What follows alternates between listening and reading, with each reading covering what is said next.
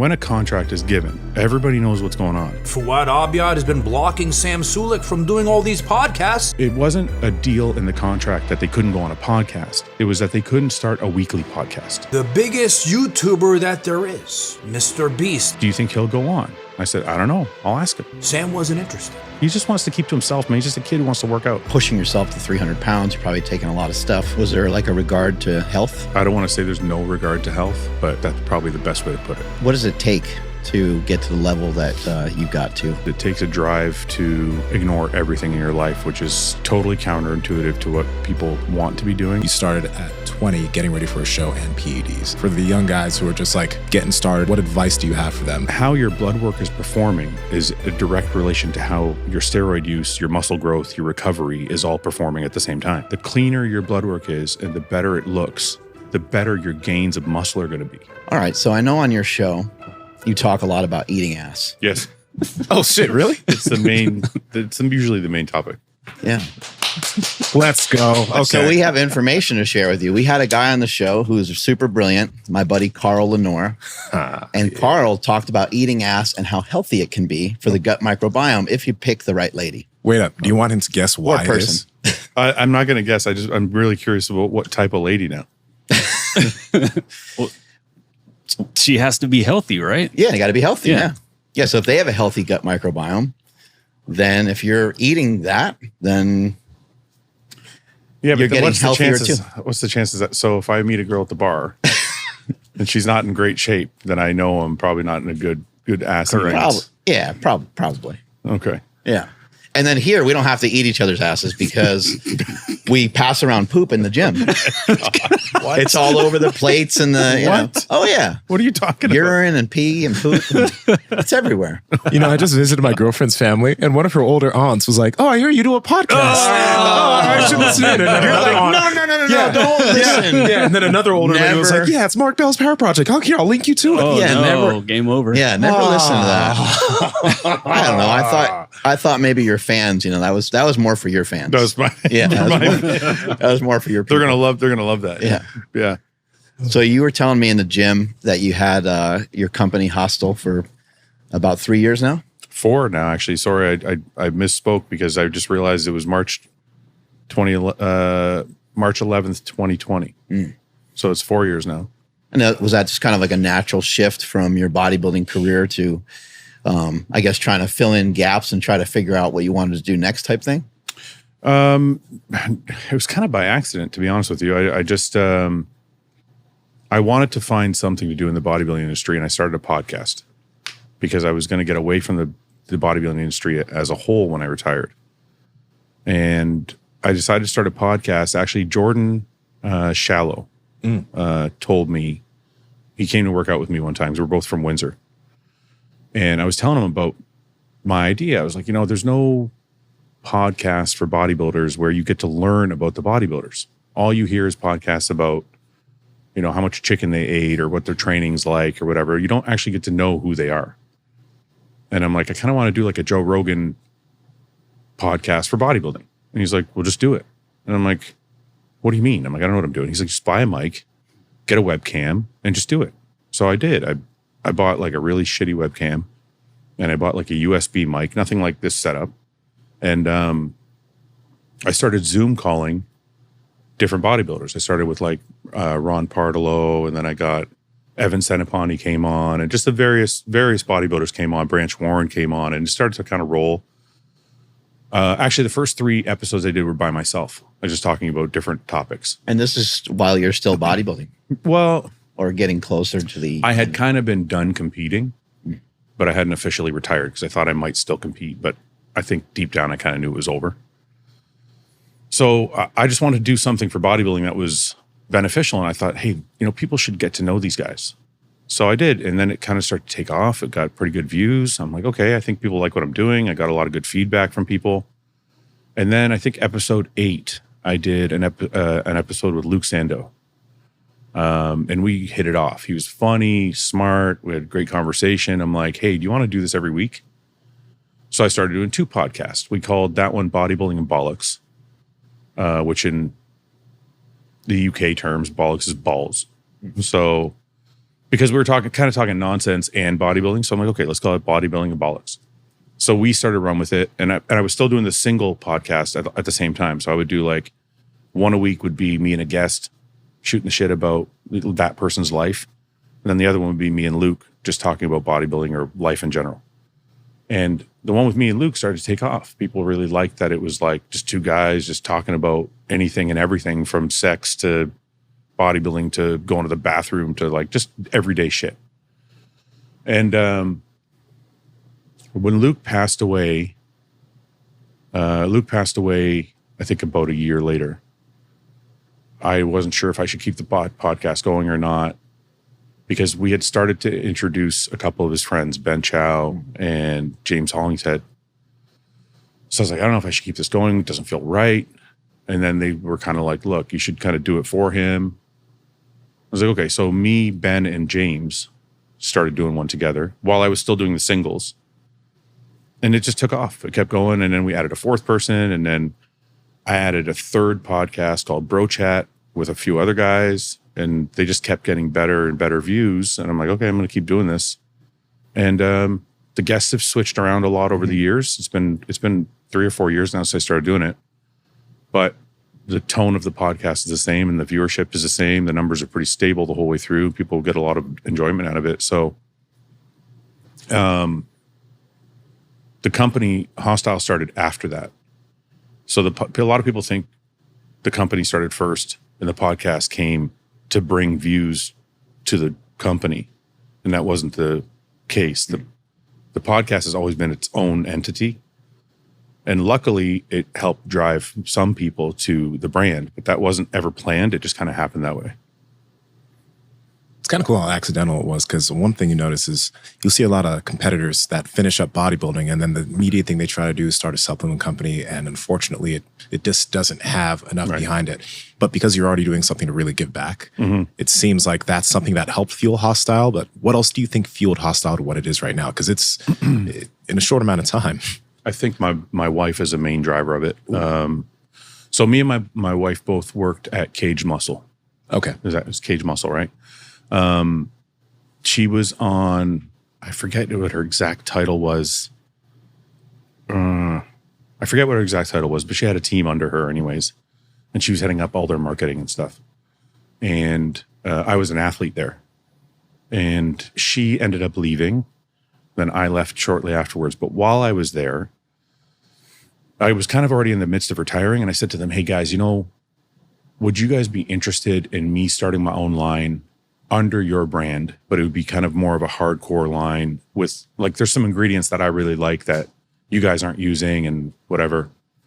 And they said, no, we're not interested. There's no market for like the hardcore bodybuilder. They were kind of doing a lifestyle thing. Like whoever's familiar with Cage knows they're more of like, I don't want to say weekend warrior, but they're not as hardcore like bodybuilding, right? So I was like, okay, I'm like, I could see a market for it because I know there's companies like Animal around for decades and stuff. So I'm like, I know there's hardcore bodybuilders out there that want good products. So when my wife left and then I left and I was already doing the podcast and I was like, what can we do? And I'm like, there was another company in Canada that I knew of that had one guy doing it. And then I looked at Caged, their formula and how they were doing it. And I'm like, okay, if I look at these two companies, they have three main people. They have a numbers guy, they have a marketing guy, and they have a guy out front. And I'm like, we have that. Because my brother was interested at the time in joining us. So I'm like, my brother already ran 5 businesses. So I'm like, we have a CFO. I'm like, my wife is across the board. I mean, she's the CMO of the company, but she also does compliance. She also does formulation. Like she's got a research and science background. So I'm like, I have that part of it. I have the back end covered. Yeah. And I'm like, I'm doing this podcast thing that's kind of taken off. I'm like, we have the front of the house. And I'm like, what are they doing? Why can they do it and we can't? We have the same formula. So we decided to do it. We're like, fuck it, let's do it. So we started looking up manufacturers, and Summer, my wife, is very diligent about that. She was like, let's look for the best one. And we did all that and whatever. We got some formulas and some products done. And I started, it's funny, before she was fully invested in it, I was testing products myself. I was buying like all the raw ingredients from Amazon. I would buy I buy like my citrulline, I buy my taurine, I buy like my Pico 2, whatever ingredients I want to use. Yeah. And I would start putting, I had a little gram scale, like a Coke dealer. And I would sit there and like put together a formula, and I would go to the gym and try it. Yo. I'm like, oh, this fucking feels good. And I'd go the next day and I'm like, oh, let's add some alpha GPC. I think Andrew dabbled in a lot of that, right? I did a lot of that with nootropics. Yeah, Same thing. I'd have that little scale, and I'd feel like a really cool chemist, and then I would encapsulate them and all that stuff too. It was a lot of fun. Yeah. Right. Didn't have success like you though. Yeah. No, but that's what I started. That's what I started. I started adding the alpha GPC and the huperzine A and stuff like that. I would add in little amounts, and I was like, oh fuck this. I think I got a really good one. So I told my wife. She's like, okay, I'll get involved. It seems like, I had been doing this for like a couple months on my own. And at the time, sorry, I didn't tell you this part. I was selling t-shirts out of the basement. Okay. So I had in the basement, I had like a poker table set out that had like all my mail bags. I had my like labeling system, like the whole thing. And I was just like selling t-shirts, packaging myself and sending them out. And she thought it was cute. She's like, oh, he's doing something cute after bodybuilding. He's got like this podcast. He's packaging t-shirts in the basement. He's making little gram scales of fucking pre-workout. She wasn't invested, right? Yeah. So then she starts seeing like I'm getting serious about it and the podcast taking off. She's like, okay, I'll work with you. She's like, because she had another offer from a big company to go be their marketing officer or whatever. And I was like, look, we can do this. So she's like, okay, I'll do it with you. So she looks at my formulas. She rounds them out. She's like, I think it needs this. I think it needs that. Damn. Because I had basically one pathway to pump, energy, focus, and endurance. I basically had one pathway for each in the pre-workout. She's like, I think you need two. You need to come at it from a couple other angles. So she put two ingredients for each pathway, right? And now I try it and I'm like, holy fuck, this is like the best pre-workout I've ever had. And I'm not saying that because it's mine. I was just like, this is really good. Yeah. And so we took that. That was our first formula. We took that to the manufacturer, and we're like, we want to do this. We got pricing. John Meadows was a huge help because John had already had Granite. So John really helped me in the infancy of it. Like, hey, these are some decent manufacturers you should talk to. He helped me build out the mineral portion of the pre-workout. Like Summer built it out, but we always ran it. Like I'd take it to John and be like, what do you think? He's like, it looks good. He's like, that's, So we would take that to the manufacturer, and then we just started. We just like, these are your bottles. This is what it's going to look like. We had a really great designer that I had been working for almost a decade on like show promotion and clothing. So he designed some labels, and things just kind of started to come together, and we launched. Yeah. You were mentioning in the gym about like you're proud of the company, you're happy about it, but I also heard you kind of talking with Flex Lewis how you don't feel like you're ever satisfied. And the way that you worded it, I thought was super interesting. You said somebody might look at that as a positive, when someone's like, oh, that athlete's never satisfied. Mm-hmm. He won that tournament, or he, won that championship, and he still is hungry for more. But you looked at it or you said that it feels like a negative. Yeah, it is. You know what? I think part of it is my best friend, Paul, who's on a podcast with me. So anybody watching for the podcast that's come to watch this will know, but Paul is very satisfied with life, which is, to some people, they look at it as a negative. Like, well, what a pussy. Yeah. Why does he want more? Right. But being friends with him, I watch him on a daily basis for 20 years now. We've been friends. He's just happy. He's got a job. He makes good money. Like, he's got 2 kids, a wife, modest home, but he's got all the time in the world. He works like 3 or 4 days a week. He can get time off whenever he needs it. He's a bodybuilding judge. He's an IFBB pro judge, which is his passion. Yeah. But he's just happy, right? He's not running this rat race. He's not like, well, I'm making $100,000. I want to make 2. I want to make 3. I want to make 4. I'm like, yeah, that's nice. But then how much time are you giving up to make 2, to make 3, to make 4? So to some people, when they look at somebody who's never satisfied, they're like, oh, that guy's got a lot of ambition. He's got a lot of passion. He's like, he really wants everything. But there's a negative side to it that I don't think people look at. You never wake up happy. You wake up and you're like, what do I got to do today to get better? Which is good, but also bad, right? Because there has to be a stop and smell the roses moment, or else you just, like when I talk about my bodybuilding career, it's a blur. People are like, what was bodybuilding like? I'm like, I don't remember. Does it feel failed? No, I got what I wanted out of bodybuilding. I mean, I started bodybuilding because I wanted to work out and make a living working out because I love working out. I didn't start bodybuilding because I wanted to be the best bodybuilder on earth. So in that regard, it's a complete success because I have all the things in life that I want.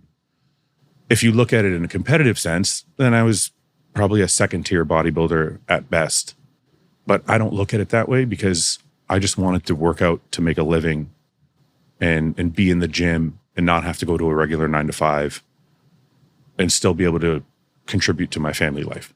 And I did all of that. So you ever ask Paul here, say, dude, what's the deal? How'd you figure this out? How are you so happy all the time? We talk about it all the time. We do. We talk about it all the time. And you know what he says to me? He says, I'm jealous of you. And I say, well, I'm jealous of you.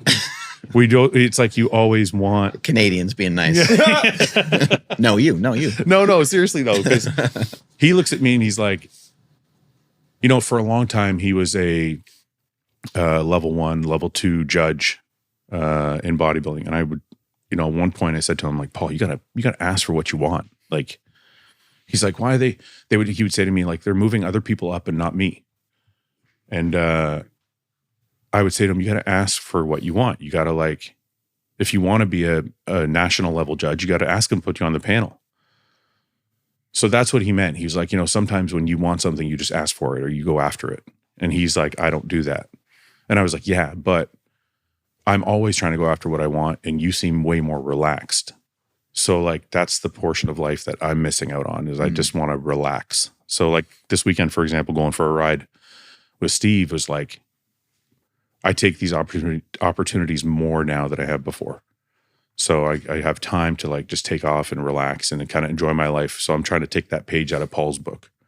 But then every other day I'm like running the rat race. So it's like this middle ground. I would ask you though, do you think you can do both? Like, I mean, because, you know, you can be grateful for everything that you've been able to do, but then you can also be like, well, there's still shit that you want to do. You don't think, like, is it just difficult for you to think of both, or? No, you can do both. I don't think I did when I was bodybuilding. Ah, okay.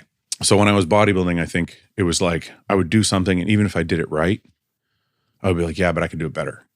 And like, I can be better. Or I would finish a show, and instead of enjoying enjoying the prep and enjoying the show, the next day I would finish the show, I'd be like, what did I do wrong? How come I wasn't first? Why was I second? Why was I third?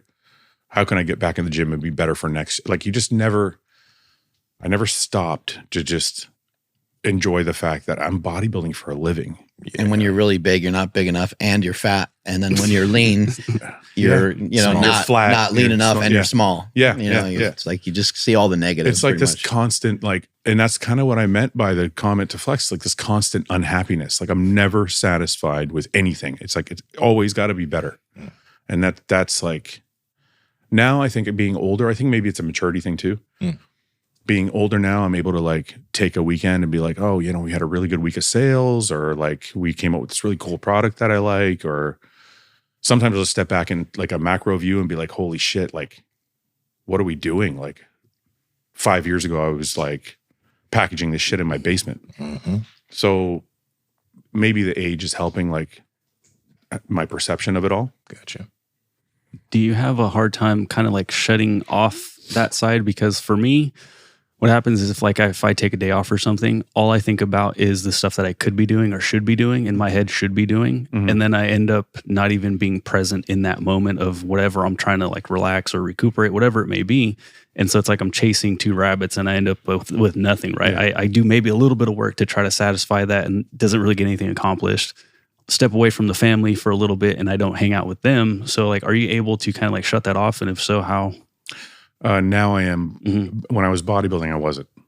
When I was bodybuilding, it was like, even if I wasn't thinking about bodybuilding, I was thinking about bodybuilding. Because like what people don't realize is when you're bodybuilding, it's like there's like this clock in the back of your head where you're like, I got to eat in 2 hours. I got to go train today. It's like you're always thinking like, I forgot to take my aminos. I forgot, like, I got to do an injection. I got to, like, there's always like this shit that you have to do. So even when you're on vacation, you're like, where can I get a meal while I'm here? Where can you can't just be with your wife and like chill out. You're like, I gotta figure out how to fit bodybuilding into this vacation. Now I'm different. My wife is in your shoes. So my wife handles so much of the business back end that even when we're away, we're not away. She's got her phone and we're usually talking about work. I've learned in this role now, like I'm able to get away with Steve for a couple days and just ride motorcycles and not think about work. I didn't even look at my phone pretty much, except for to text my wife and tell her I didn't die on any of the hills. But yeah, no, that's it. I think, I don't know if it's, I can't explain it. I feel like maybe this job I'm in now, my wife actually has more of the responsibility than I do, because I feel like being the front of the house is easier than being the back end. So she's always on it. So it was a combination of having the right people helping you, but also building yourself into that situation where you can, kind of break out for a weekend and still come back later and nothing, and everything's, all the wheels are still spinning. Right. Okay. Right. Yeah. I think I just told Steve on the way here, I said, without my wife, I couldn't be on this trip. I would have to be home doing whatever I'm doing. Right. So yes, having the right people around you is a major thing, but also, there was some times later on in my career in bodybuilding, because I think age might have something to do with it. There was times in my bodybuilding career where it's like, if you did go on a vacation with a couple friends, they would be like, well, I'm not eating my chicken breast, but I'm going to get a pizza that has chicken on it. So like, they think they're still doing something right. I'm not, no offense, Steve. I'm not trying to like pick at you or anything.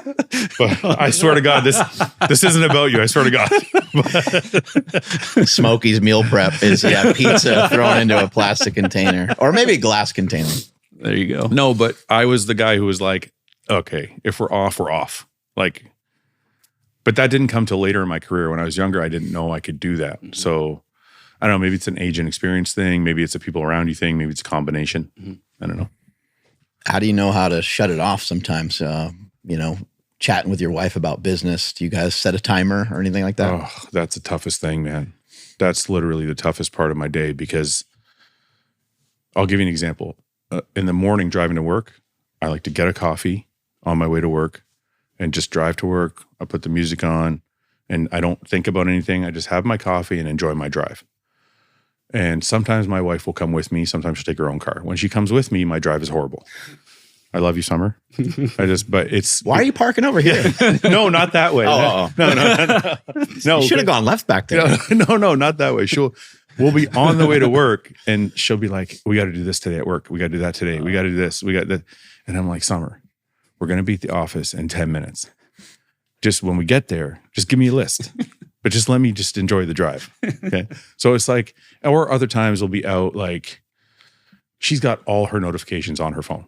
Oh, yeah. It's like every email, every DM, it's all notification. So we'll be like, for example, we went for a ride the other day. A couple weeks ago, we went for a ride together. We get to this restaurant. We're going to have like a dinner outside on the balcony, and her phone's just like bing, bing, bing. I'm like, she's checking customer service tickets. And like, I'm like, can you just not, just for a little bit, like, can I have your phone? And I have to like put it in my back pocket. Right. So yes, the work, it's funny. My brother came into the office because me and my wife work like side by side at desks in the office. And he came in and he sat across from us and he's like, I'm so jealous of you guys. And I was like, why? He's like, I couldn't do this with my wife. He's like, you guys work. And I'm like, he doesn't know how much we fight about he just saw the 1 minute where we were not fighting. Serenity. But there's times when I love it, because when I'm watching her in action, this is going to sound really cheesy, but it makes me love her more, because I'm like, holy fuck, man, she's a machine. But then there's times where I'm like, just give it a rest. Well, you don't want that machine energy turned towards you. A lot of heat. Yeah. So it's a love-hate thing, but I wouldn't change it for the world. Yeah. How about bodybuilding? Because, you know, we talked a little bit in the gym about like your 20 years, I think you were a bodybuilder, right? Mm-hmm. I'm curious because you said that you wanted to make a living bodybuilding, and it's not like you wanted to be the best bodybuilder. Right. But even so, if you were to like go into your career and like change aspects of the way you did things, whether it's aspects of your PED use or aspects of your training, is there anything that you actually could have improved upon if we can get back into that mode of get better? Yeah. So when I met John Meadows, he was like the calmest person I had ever met. So one of the main things, and the reason I bring that up, is he was able to calm me down, because I think my biggest crutch in bodybuilding was the anxiety would build as I prepped, and it would affect the way I competed. And when I met John, he was able to just kind of keep me calm. Like, you know, you guys have met John, I'm sure. He was a very calm person. He just very even keel, I was always very confident in his abilities, so that kept me calm. Mm-hmm. And I wish I had somebody like that when I started. That's probably the main thing I look at. Like, everybody kind of looks at X's and O's and they're like, oh, would you have eaten different chicken, or would you have eaten like, would you have taken more test or whatever? And I'm like, sometimes it's like the intangible things that you can't like pinpoint, because no matter how perfect your PED use is, your diet is, your training is, if your mind is fucked, it doesn't matter. Like it just won't matter. Like if you're not, and you'll hear bodybuilders say this a lot, is if like you're enjoying yourself, you look better. So, hey, there's me now.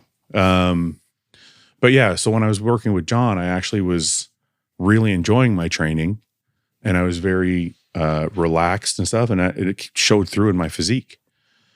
So I don't know, I would, that's the main thing I would change. And then obviously some other stuff. I was very, I probably ate a lot more pizza than I should eat.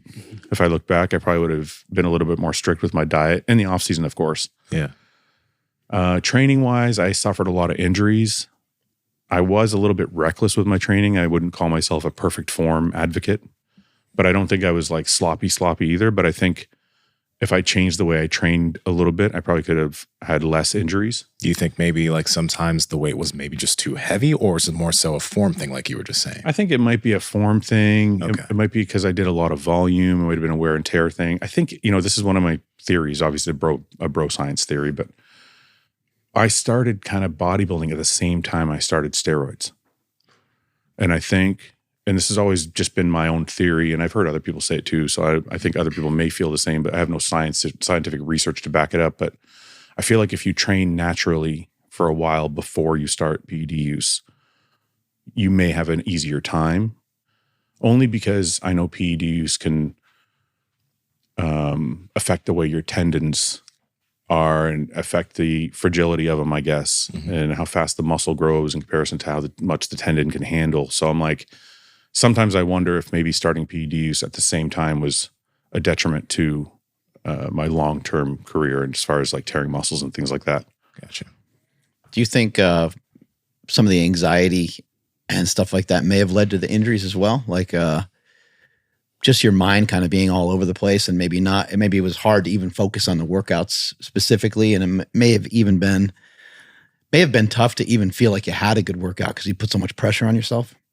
It could. I never looked at it that way. I mean, if I did, it wouldn't be a conscious thing. Because the one thing that I think the main reason I started bodybuilding is because there was no anxiety while I was training, right? So it was like, for example, I'd be at university and I'd be like just anxious being around people, because it's more of like a social anxiety. I'm like, I don't want to fucking be here. I don't want to sit in a class with 300 people. I don't want to like, and I would go to the gym and be like, oh, I'm fucking by myself. You know, there's people in the gym, but I'm by myself. I'm here by myself. I'm training the way I want to train. I'm doing what I want to do. And that's what I fell in love with. So if anything, that hour in the gym was the time where I didn't have anxiety, but subconsciously you might be right, because the pressure of the show was looming. So I could have been putting too much pressure on myself that way, where it might have affected me for sure. There's actually no doubt in my mind that was part of it. But it was a different kind of anxiety than I'd experienced socially. Because the anxiety of performance is different than the anxiety of like societal anxiety, right? Because now it's not about anybody watching me. It's just about, you start thinking to yourself, okay, what's going to happen if I win this show? if I win this show, maybe I can ask for a bigger contract. Maybe I get more fans. And more fans is not a vain thing. It's like if my fan base grows, I can sell more merchandise, or I can get more coaching clients, or like whatever it is you're trying to do, right? So you're like, all these things start to hinge on you doing well or winning. So that pressure is like performance pressure that probably definitely got to me while I was training. Was there like a regard to health when you were, I mean, obviously like you're pushing yourself to 300 pounds, you're probably taking a lot of stuff. But you're probably also aware of the consequences, but are you getting blood work done, or you have anybody you can kind of check in with to? There's absolutely no, I don't want to say there's no regard to health, but that's probably the best way to put it. It was a complete disregard, because anybody in their right mind is not going to be like, hey, you know what? I'm going to be 300 fucking pounds, and I'm going to be 12% body fat, and I'm going to take 2 grams of fucking juice a week, or 3, maybe 4. Don't tell anybody that part. It was win at all costs, or do well at all costs, or whatever you want to call it. It was like, keep this thing going at all costs.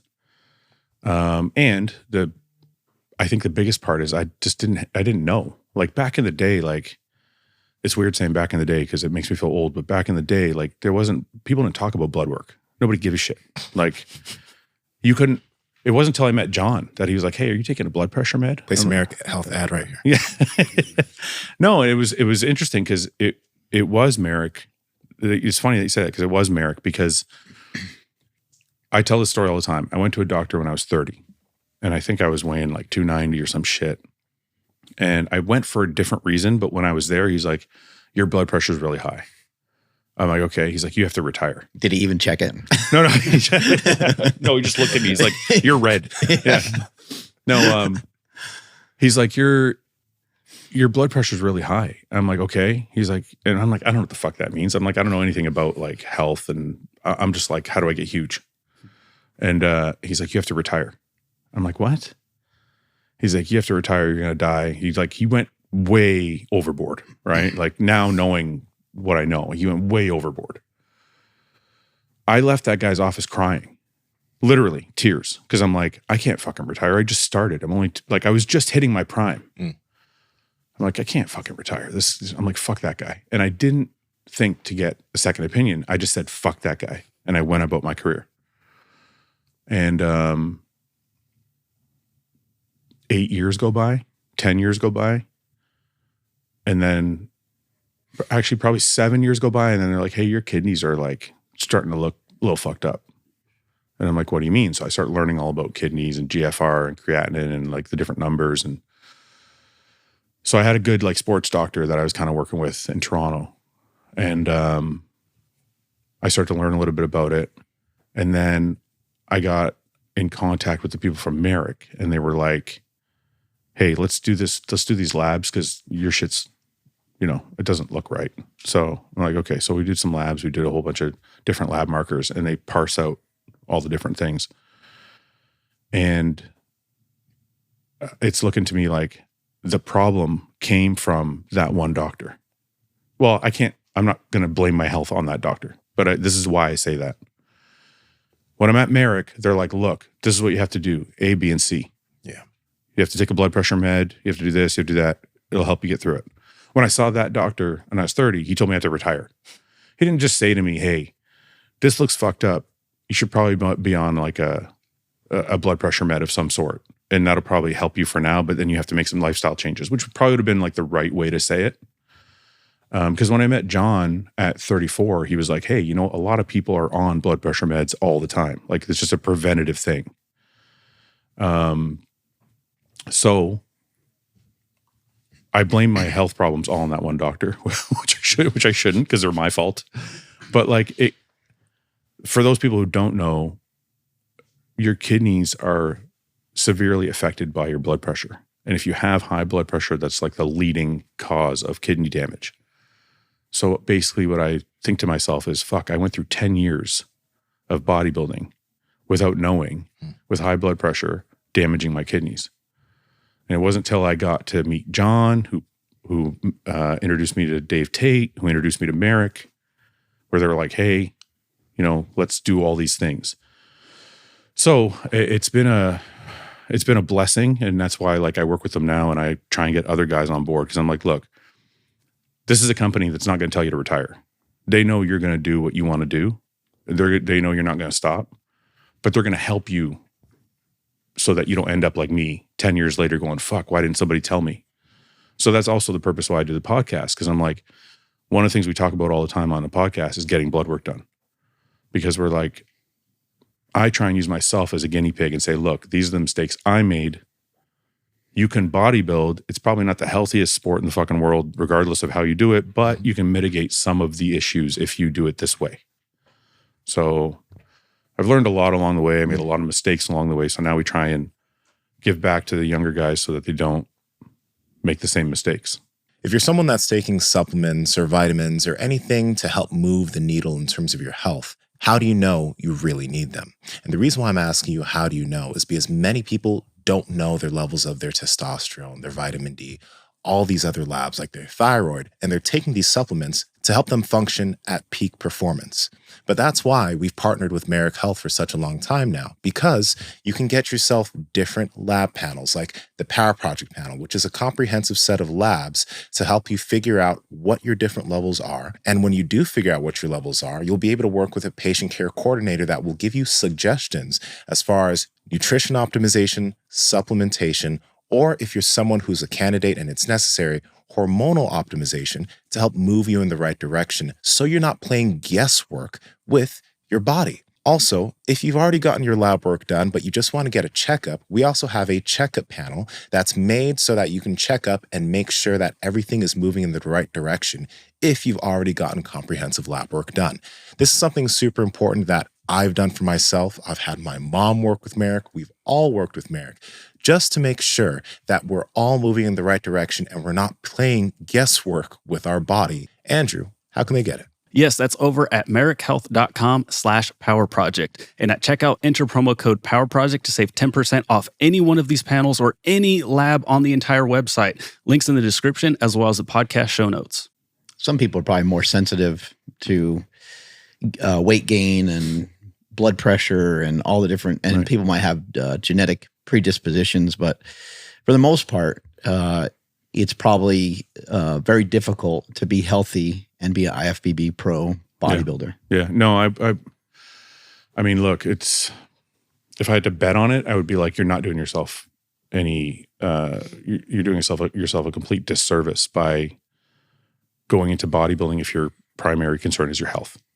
Because even if you took, people are like, oh, the steroids are killing people. I'm like, no, it's not the steroids necessarily. Your body's not meant to be 300 fucking pounds of muscle. It's just not like that. It's in itself is like your heart is not meant to pump blood to 250, 270 pounds of lean muscle tissue. So it's like, I use the analogy of driving a car in first gear, just keeping it in first gear, and the RPMs are at 6,000. You're redlining it all day long. It's just wear and tear. So like, no matter how you slice it, and I think a lot of bodybuilders know this, like they're not stupid. I think no matter how you slice it, you're taking some years off your life. If you're meant to live to 80, you might make it to 70. If you're meant to live to 70, you might make, like, that's kind of how I think a lot of bodybuilders look at it. And I think I think the ones who say they don't look at it that way probably are either lying to you or they got their head in the sand or they just don't know. But I think a lot of them do know. Any ideas on how some of the most recent people passed away? Not that I want to talk about publicly because it could be politically damaging to me. No, I don't know. It just seemed like the bodybuilding's been going on for a long time, and like the last, I don't know, maybe 8 years or so, seems like we've lost some high-profile bodybuilders. Yeah, I don't know.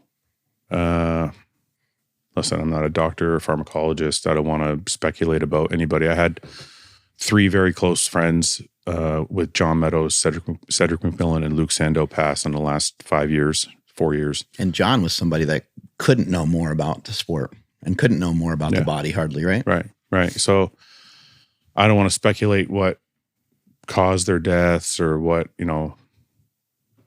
All I can say for sure is steroid use will accelerate or amplify anything you already have going on in your body. That's my own bro science approach to bodybuilding. Like when taken to an extreme, probably. Right? Yeah. I'm not talking about TRT. I'm talking about IFBB pro bodybuilding. Like, when guys lose their hair, for example, they're like, well, the guy lost his hair. Well, he's probably going to lose his hair anyway. He probably just lost it 10 years sooner. And I look at the whole thing like that. Like whatever is supposed to happen is going to happen sooner because you've just aged your body. So that's kind of my, like I said, bro sciencey way of looking at the entire idea of doing steroids at that level. When we were in the gym, you were talking about how like you started bodybuilding off of a bet, you know what I mean? And then you started at 20 getting ready for a show and PEDs. But the thing is like nowadays, it's not uncommon for guys to start at like 18, 19, 20, right? So with that being said, you did mention obviously blood work is something to take into account. But for the young guys who are just like getting started and that's what they want to do because they see a lot of other people do it, what advice do you have for them just to try to stay as safe as they can, even though it's just, I mean, it's not the healthiest thing, right? But you want to be as healthy as you can be. Right. Well, I would tell the young guys this. So blood work is just a snapshot in time, and it's not going to tell you how bad you're degrading your kidneys right away. It's going to take 5 years or 10 years to know what damage you've done.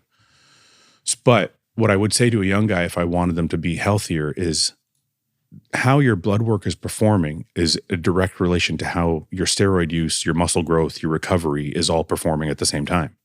So like if my blood work's fucked, if my liver enzymes are through the roof, if my A1C is, my sugar's too high, I'm pre-diabetic, that means my liver's not functioning properly. That means I'm not clearing drugs. That means my body's not using the drugs properly. That means my gains are probably shit compared to what they should be. So what I would tell a young guy is like, look, if you're going to get blood work done, it's not because you're worried about dying at 40, because they're not thinking that far. Nope. But it is the truth that the cleaner your blood work is and the better it looks, the better your gains of muscle are going to be. So like if you're pounding 1,000 milligrams of tren, which I think is common nowadays, which is terrifying. Really? I've heard kids, so the most I took was 600 and I was on the Olympia stage. Yeah. There's kids that are like just starting out that they're just doing YouTube channels that are like, I'm taking 1,000 milligrams of tren. And I'm like, I thought 600 was way too much. So a long time ago, it used to come in like a 75 milligram. Yeah. And then people were like, yeah, man, you take this 2-3 times a week and it gives you a crazy bump. Like there's no reason to go more than 150 milligrams. Right. Now, the one thing I will say is 150 milligrams of that drug is probably, like I said, this is all just a guess, but I don't think drugs are what they used to be. So I would say like if you took don't make them like they used to. No, I'm just telling you the truth. I'm just telling you the truth.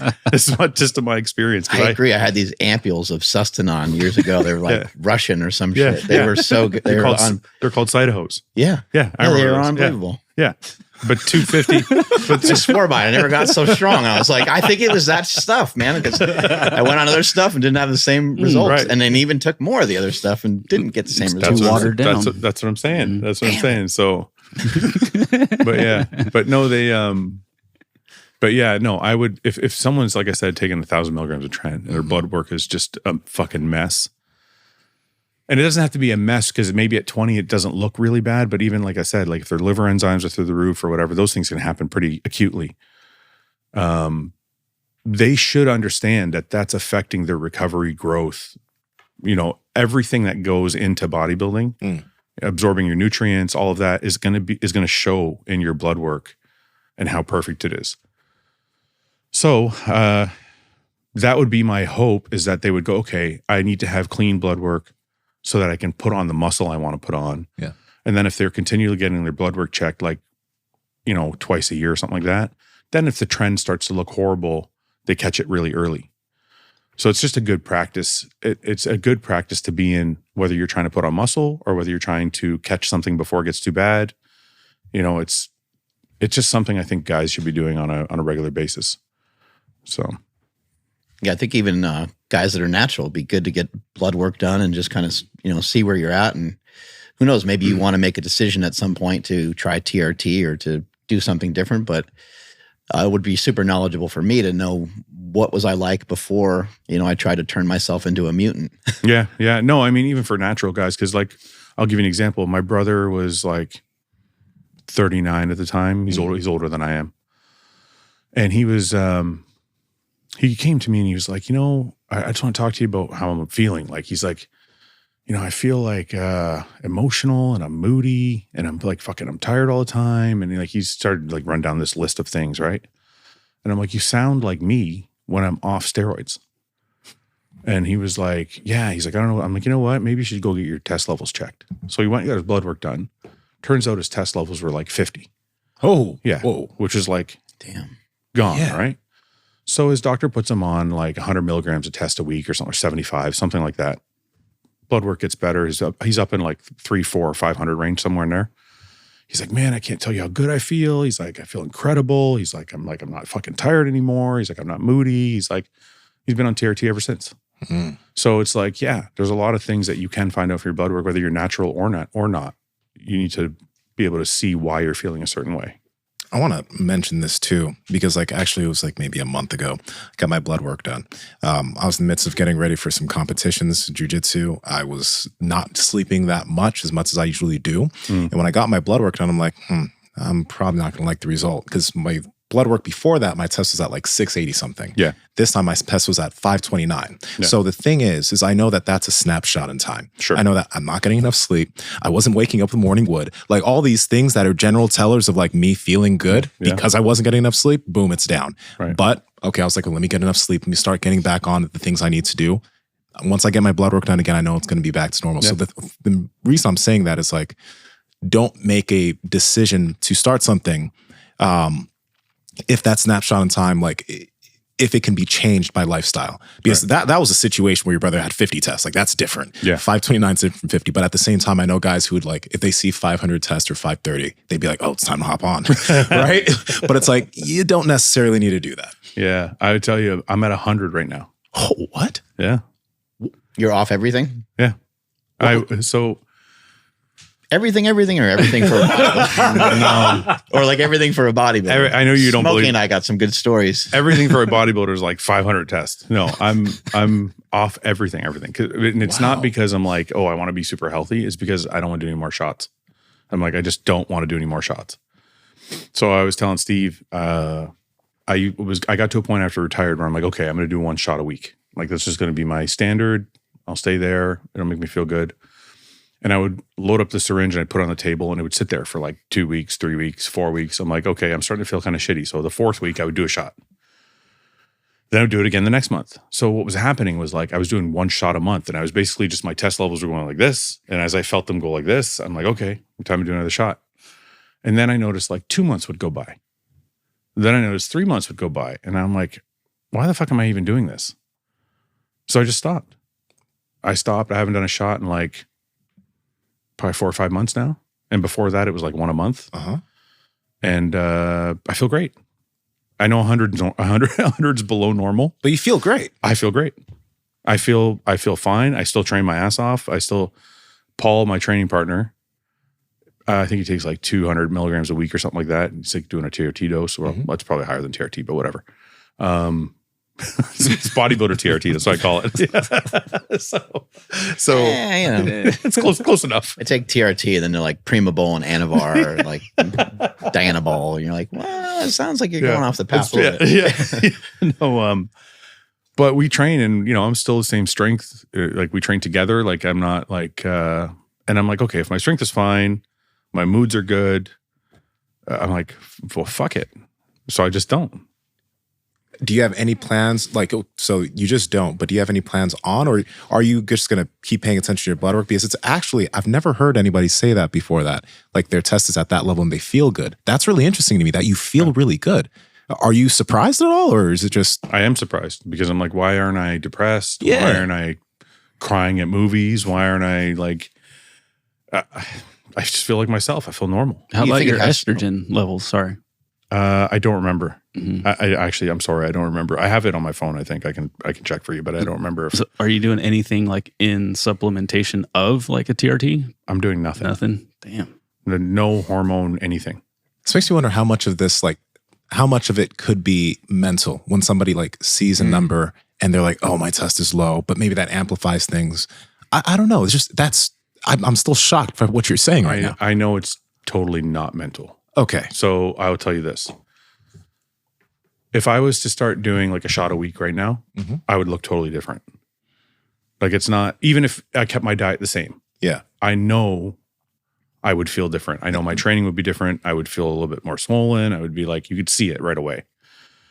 But for me, I just don't care because I'm retired and I'm not looking to show off my physique. So I'm like, what the fuck do I care? I don't give a shit. As long as I can train. Because the only thing I really love is training. I don't care about showing off my physique. I just want to be able to work out hard. Yeah.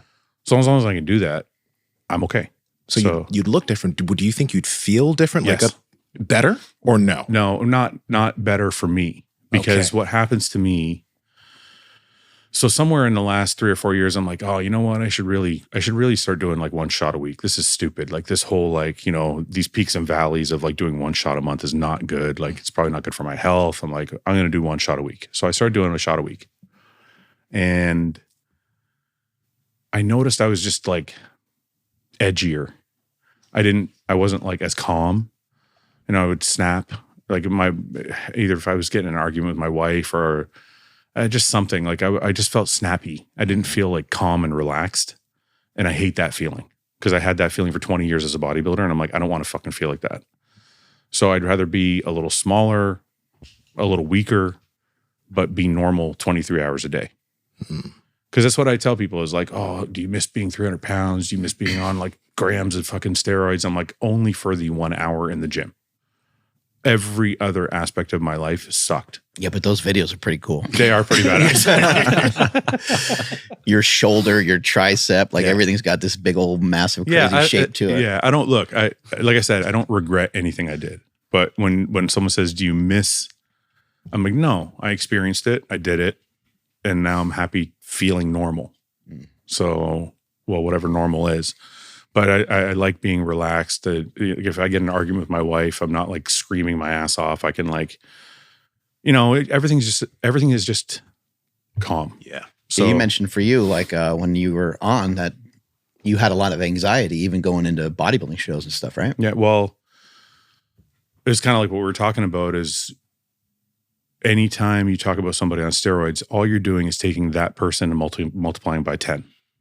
So if they're already an angry person, they're the roid rage guy. If they're a happy person, they're probably happier. If they're a depressed person, they're going to be more depressed. I get these messages from people all the time. I had a message like 2 weeks ago from a guy. He was like, my anxiety's bad. And when I'm on steroids, I feel like it's really, really bad. It's crippling. I don't want to leave the house. I'm like, this sport's not for you. I literally told him that. I said, look, man, that's not going to go away. I mean, you can't win because it's hormonal. It's not, I was trying to beat it. Because I was like, but I was making a living. So I'm like, it's worth trying to beat it, right? So I went and saw a life coach for probably 2 or 3 years. Hey, he's kind of like a sports coach, life coach. I'm like, hey, you know, you got to help me get through this. I'm like, my anxiety's fucking crippling. I need to be able to like live my life. So we talked and we talked and we talked, and you can't beat it because it's hormonal. And you're not, I mean, those talks help me now in life because my mind is sober and I'm not on grams of fucking juice.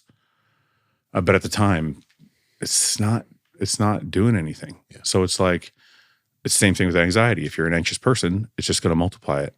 And if you can't get a hold of it, it's a long fucking life, man. It's a long, like my 20 years, when I look back at it, it was a long, like my wife was very patient. There was a lot of dinners that we got up and left in the middle of dinner. Wow. The very first date I went on with my wife, we sat down at like a fucking Moxie's or whatever, one of these chain restaurants. And halfway through dinner, and it's funny because we talked on the phone for a couple of weeks before we went out, and I kind of warned her about this. So it went okay. But we sat down at dinner, we're halfway through dinner, and I start sweating. And that's how it showed. Like everybody has a tell. For me, my anxiety was sweat. I would just start sweating like as if I was doing cardio.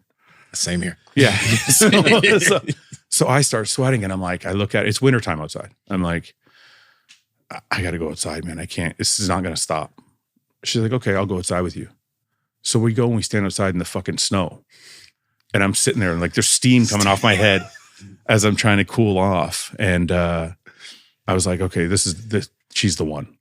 Because the fact that she went outside with me and she's like freezing and I'm fucking like, I'm just like in a t-shirt. Yeah.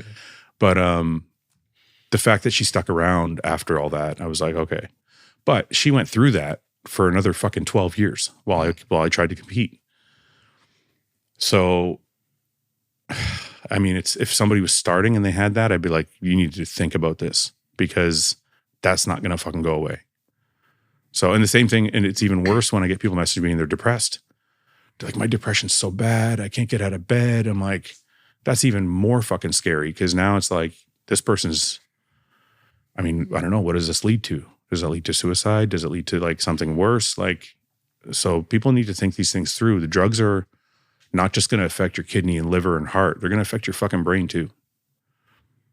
Are you seeing things differently, like in general? Like, is everything different? Because you were saying the advice that you're getting from the life coach didn't like land on you well at the time because it was getting overridden by your hormones. But now when you look back on some of that stuff, do you have a complete different vantage point on that and a lot of things just moving forward? Yeah, I don't. I think I'm just able to process things better. I think a lot of it has to do with the maturity. Like I put a lot of stock into life experiences and going through things because I don't think you can just tell somebody, hey, you should feel this way because of this, and they're going to get it. I think they have to go through the fire before they're like, oh, okay, I get it now. So I think I had to go through years of anguish before I got to a point now where I'm like, okay,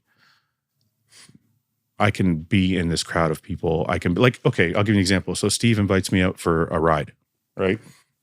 I'll give you a perfect example. When I'm 30 years old, I'm starting to hit my prime. Jay Cutler goes, hey, Jay Cutler at the time was like Jay Cutler, right? Yeah. Well, he's still Jay Cutler, but he was like super Jay Cutler.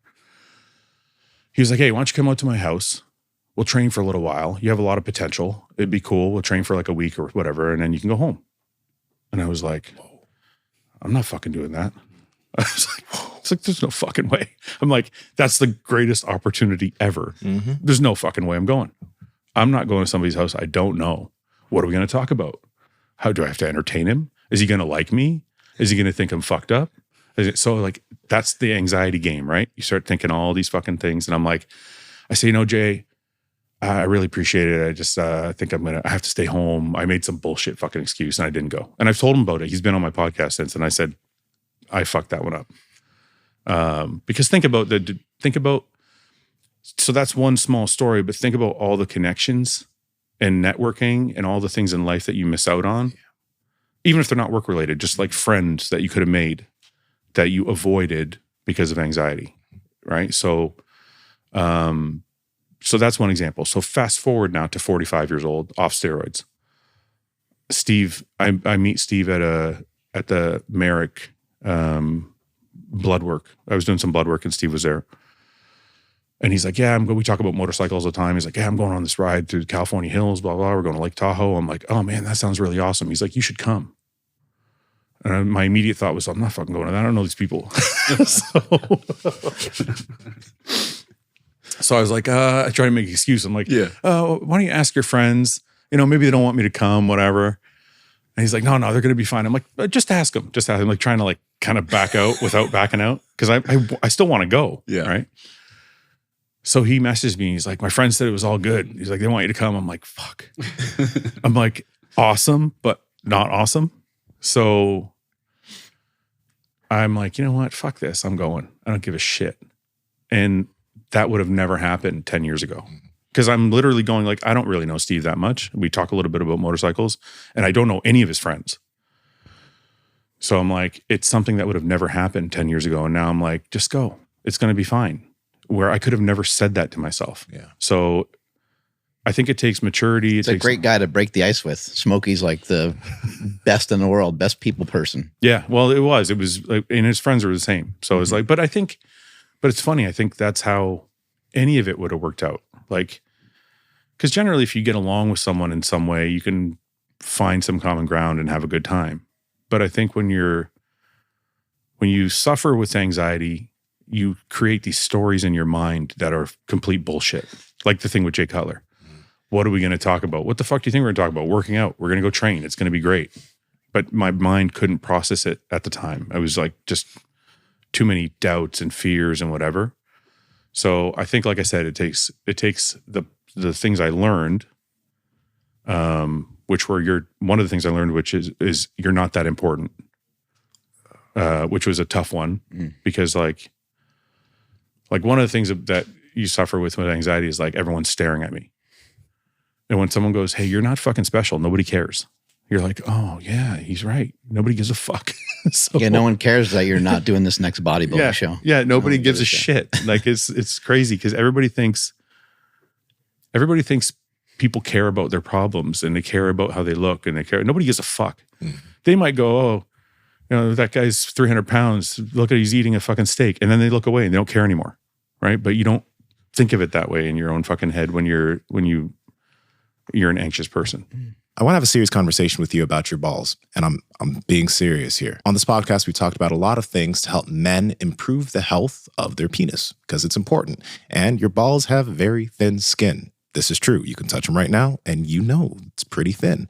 Women do a lot of things to take care of their vaginal health, and men, we don't really think about the things that we put right directly on our balls, like our boxers. A lot of popular brands out there have chemicals that are literally touching your balls. Think about this. When you're in the gym sweating, when you're at work sitting, when you're doing all these things could be permeating into your scrotum. Things like BPA, phthalates, pesticides, insecticides, toxic dyes, toxic fertilizers, formaldehyde, all of which could lead to and could exacerbate lower testosterone, erectile dysfunction, and potential infertility. That's why I've partnered with NADS. And NADS is made with 100% organic cotton and no toxic dyes. So instead of putting just anything on your manhood, it's a good idea to get your hands on some NADS. And Andrew, how can they get it? Yes, that's over at nadsunder.com. That's NADS under.com. And at checkout, enter promo code POWERPROJECT to save 15% off your entire order. Again, that's at nadsunder.com. Links in the description as well as the podcast show notes. What does it take to get to the level that you got to? When you look at it now, does it seem like, do you have like a different perspective on it than you did while you were doing it? Because I think sometimes when you're in the mix and you're trying to make something of yourself, your mindset is just different. And it's kind of hard to look back and it's kind of hard to illustrate or communicate, what it really takes to be that high level of a professional in bodybuilding.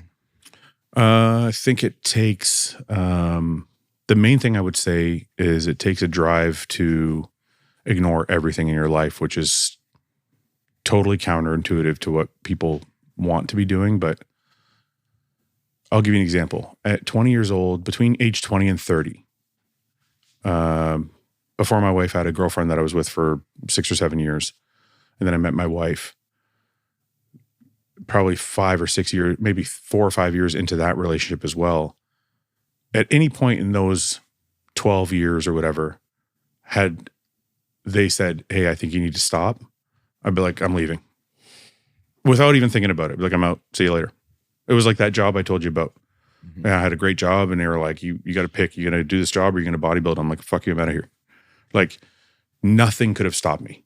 Nothing. And I actually pigeonholed myself that way on purpose because I was like, I was in school. I wanted to be a police officer. And I'm like, I'm not going to finish. And then I had a job and they're like, you got to leave. And I'm like, okay, I'm leaving. And then I had another job and I left that job. And I'm like, I literally closed all the doors. And I was like, there's this one path. So I think to get to that level where you're on the world stage, where you're making money and you're at that, you need to, it's so fucking cliche. It's like, don't have a plan B. I'm like, you can have a plan B. You can go to school, you can like get your degree, whatever, you can do all that. I think that's probably a mistake I made, was not finishing school. But I think you have to have this like unwavering passion for it. Like you said, you do jujitsu. Yeah. The guys who get the best, the fastest are the guys that are there all fucking day long. And they're like, I'm here. I'm going to learn everything you tell me. I'm going to get my ass kicked every day until I'm the best. Mm-hmm. It's like, that's kind of how bodybuilding, I think that's how anything is really, if you want to be the best at it. So that's, I think the main component is to have like this unwavering passion to not necessarily be the greatest, but at least see your vision through, right? Like, this is what I see. This is what I think I can be. No one's getting in the way of this. That's like the first and foremost. And then I think to really, really be good, the second thing is the ability to learn. Because I think if you are stubborn, which I was early in my career, probably for the first 5, maybe even 10 years, if you're stubborn, you can probably still get far, but you get further if you have an open mind and you're willing to learn. So that was something I learned in my 30s. Again, comes kind of with age, right?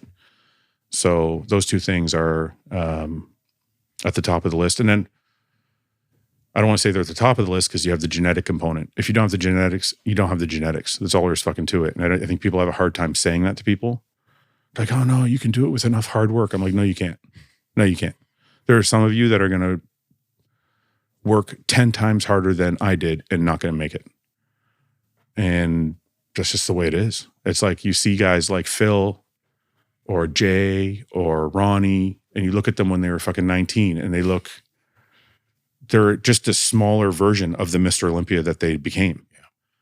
So I think it's hard to say this to people. You know, somebody asked me about this guy that was on stage once. We were sitting in the front row. We're watching this bodybuilding show, and this guy is on stage, and his friend was sitting next to me. And he says, hey, what do you think he needs to do to be better? And I'm like, he needs to retire.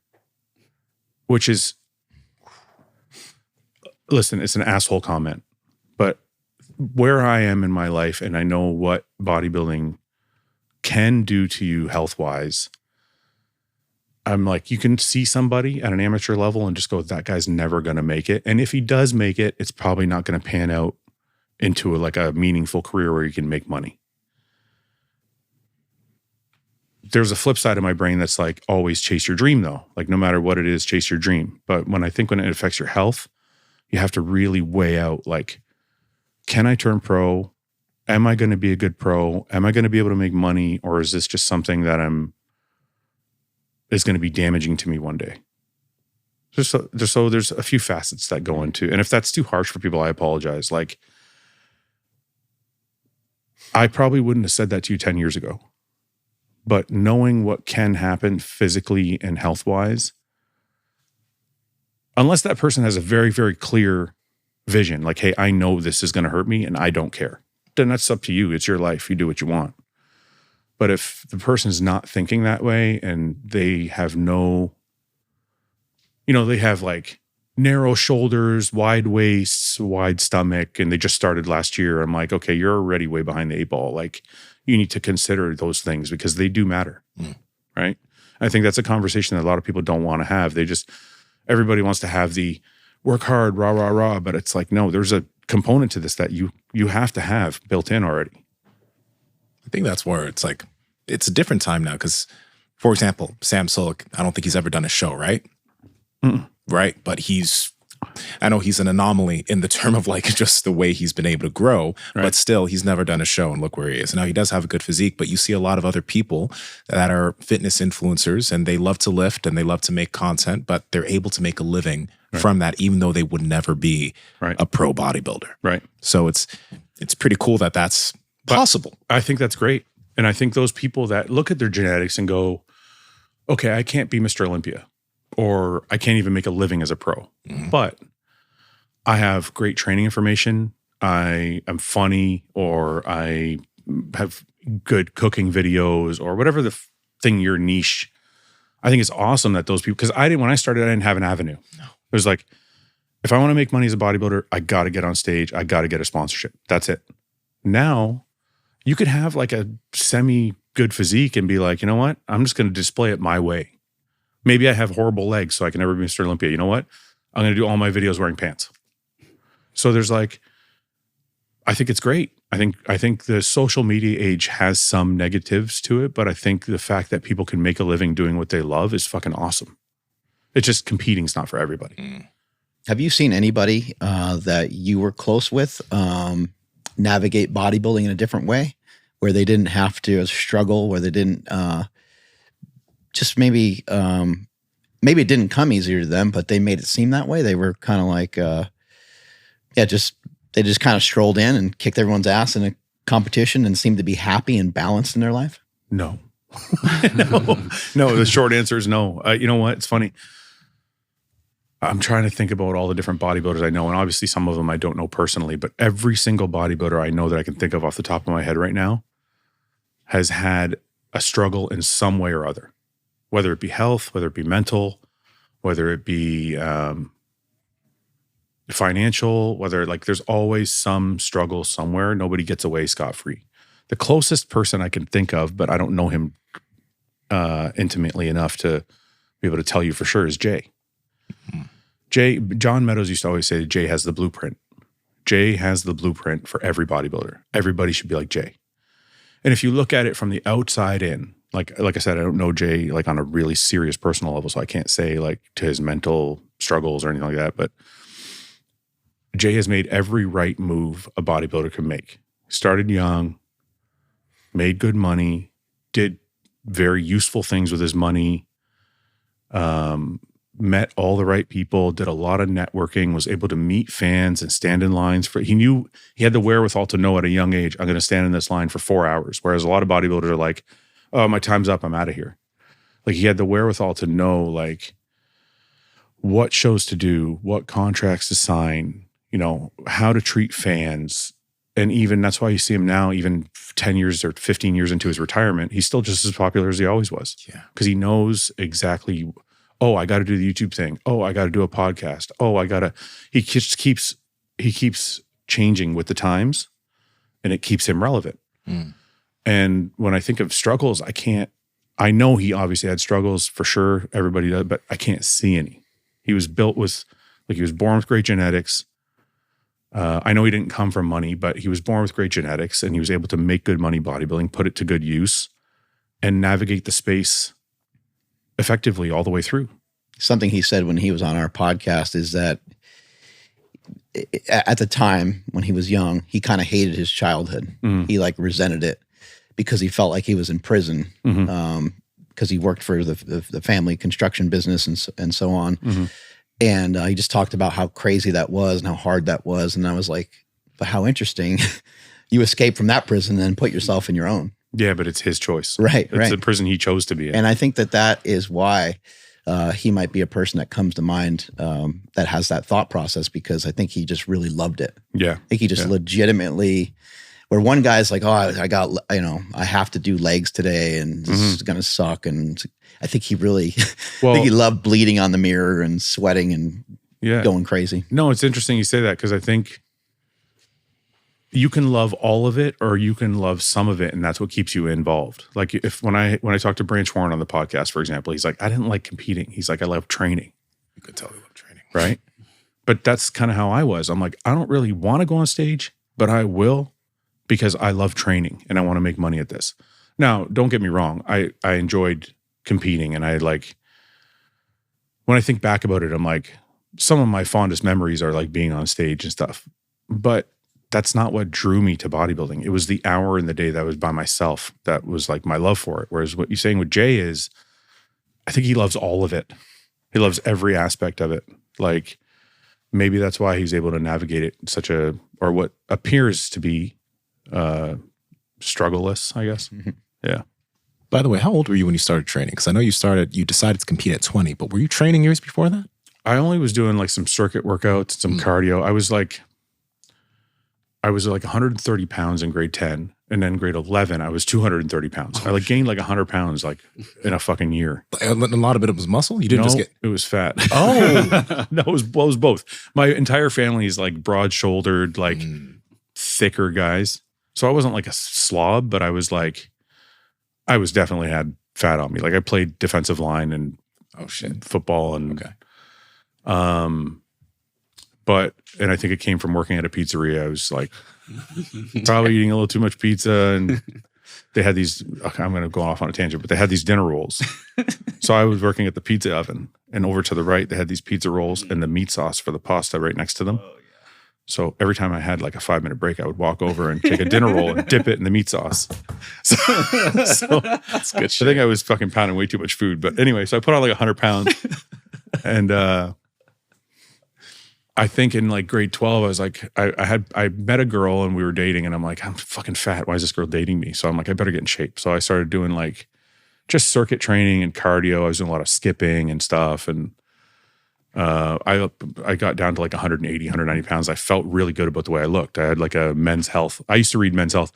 I remember seeing a Flex magazine with Dorian Yates on the cover next to the Men's Health. And I specifically remember picking it up going, this is fucking gross.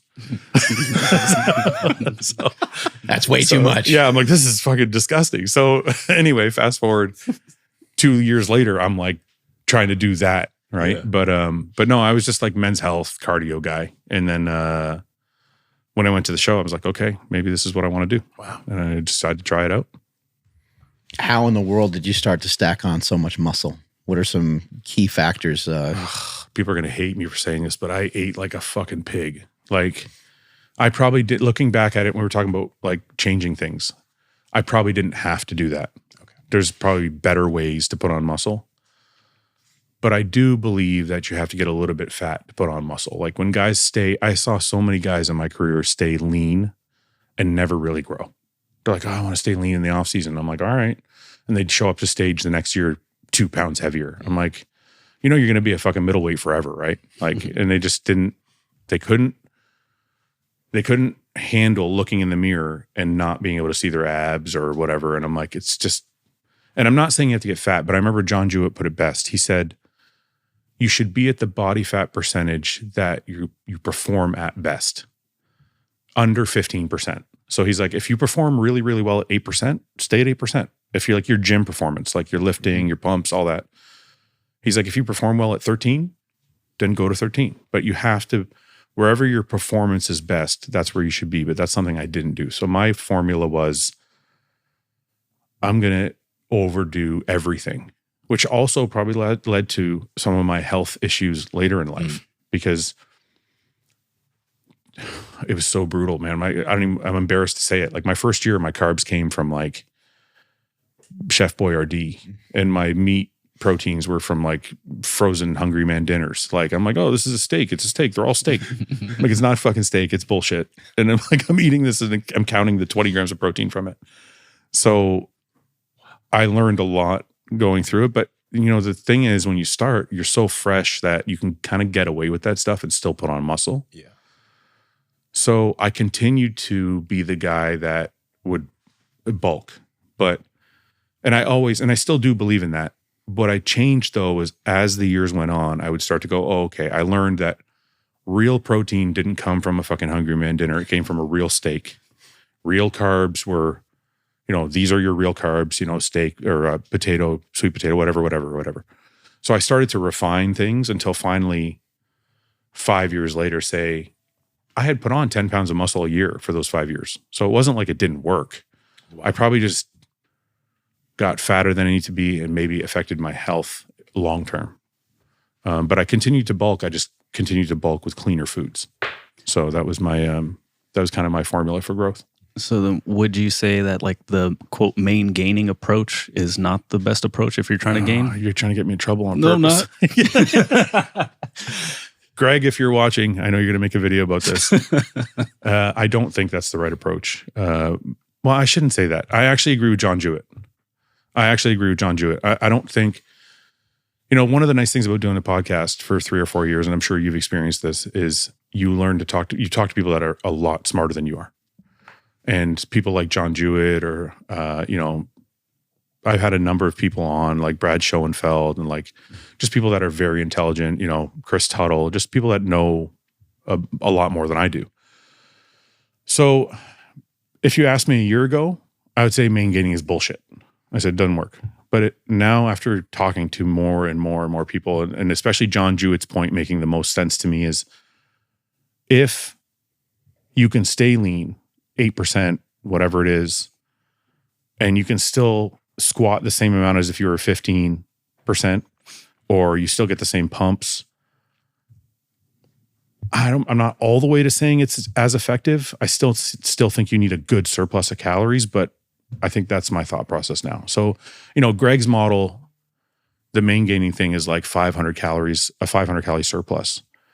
I don't think that's wrong. I mean, you're still on a surplus. I would just go a little bit further just to make sure, because I'm always of the mindset that I want to make sure all my bases are covered. Mm-hmm. So if I go to 1,000 calories, then I'm like, okay, I'm definitely covered. And then if I start to get too fat, I can always pull back a little bit, right? So that's kind of my process. Do you think it's just like a time thing? Like with a 500 calorie surplus, you might not see anything within like 2 years, but then if you were to do 1,000 calories, maybe within a year, you might start to notice? I don't know. Theoretically, it doesn't make sense because if you're in a surplus, you're in a surplus and your body's gaining as much muscle as it can at that rate. So if I'm at 1,000 calories, maybe I'm gaining more fat. But I feel like your calorie requirements are different every day. So let's say one day you do the math and you're like, okay, I can eat 3,000 calories. But that day you went to the mall with your girlfriend and you walked around for 3 fucking hours. You're like, but you only ate the 3,000 calories. Well, now I'm short. So I feel like if I give myself enough surplus, then I don't have to worry about ever thinking I didn't eat enough. So then our calories bullshit? Don't get me in more trouble. Fucking Jesus Christ. No, actually they're not. I actually Poke. yeah, I know, right? Like 18 videos are going to be made after this. No, I think calories are a good gauge of like, look, I never planned my diets by calorie. I planned them by macros. So I would say, and a lot of people are going to think this is too much, but I would say, because if you're on gear, I feel like your requirements are different. So I would say I need 1.5 grams to 2 grams per pound for protein. I need 2 to 3 grams for carbs per pound. And I need about 0.35 to 0.75 grams of fat per pound. I took those numbers, I plugged them into my body weight. That's what I ate. And then I never really fucked with the protein. I would play with the carbs if I felt like my pumps weren't as good or if like I was getting too fat, those carb numbers would go up or down depending on how my body looked. That was my system. So I didn't really care about calories as much as I cared about my macros. So then you were eating like somewhere around 600 grams of carbs, right? If you were between 6 and 8, yeah. God. Yeah. Shit. Yeah. Yeah, I know. People want to make stuff more complicated than it is. If you just simply, if you worked on gaining weight, right? And we fast forward 3 weeks from now, you would feel a lot stronger in the gym, right? We know that. Yeah, you can do a lot of stuff without carbs, and you can do stuff really low carb, and people can go keto, but you're going to work out better with some carbs in your system. Right. Eat carbs for 2 or 3 days. Eat some pizza, maybe. Yeah. Go work out, and you're going to feel, more full. The pumps are probably going to be better. Yep. So, what are some of your thoughts on some of when you see the diet gurus and you see the different diets kind of floating around? Are you kind of like, like bodybuilding's tried and true, and more people should probably stick with that? Well, I'll tell you, it depends on who you're talking about. That's one thing I've learned to really parse out when making comments online, because if you make a general comment, you don't know who the fucking person on the other side watching is.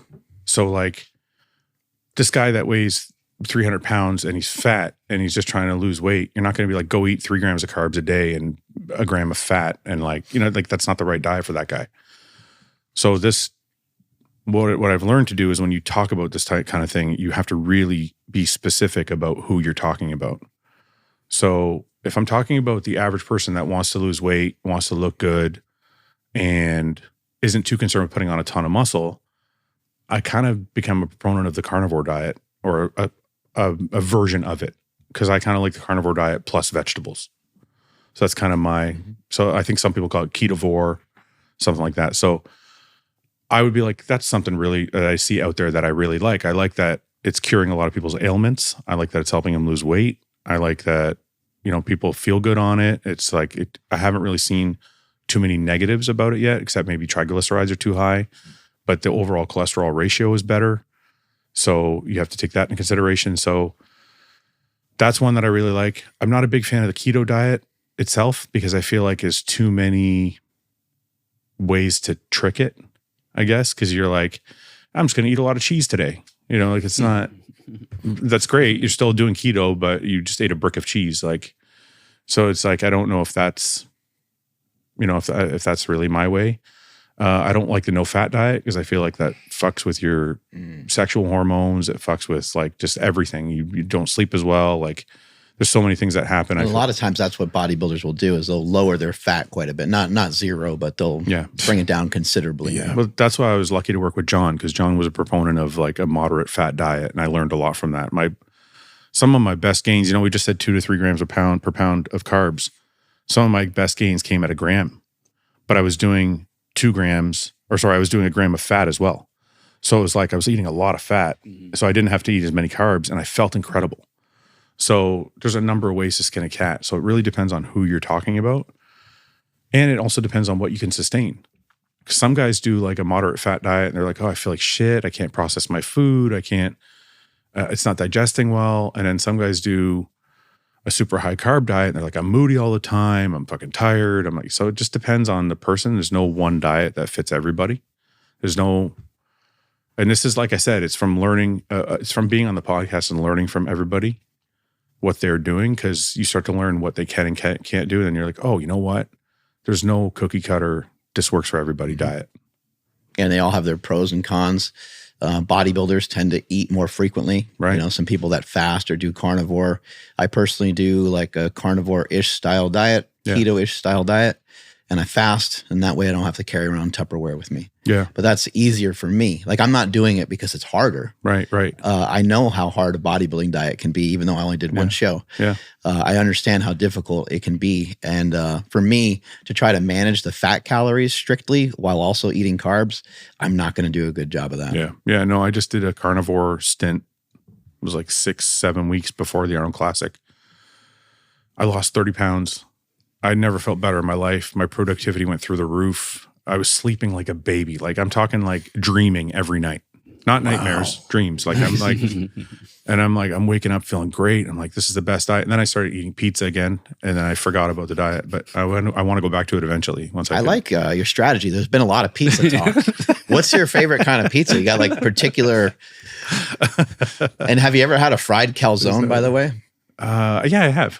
Oh my God. A calzone's the same thing as like a panzerotti, no? Yeah. Same thing. Yeah. I've had one. Yeah. Yeah, but That's a new one for me. Yeah, like I was in New York, and this is like, I don't know, this is maybe like 10 years ago or something.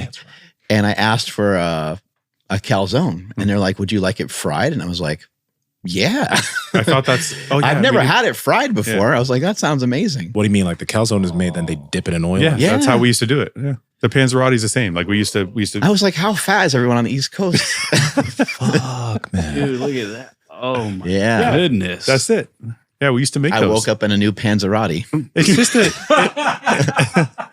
It's just a pizza folded over on itself. That's all it is. Pretty much. And then fried.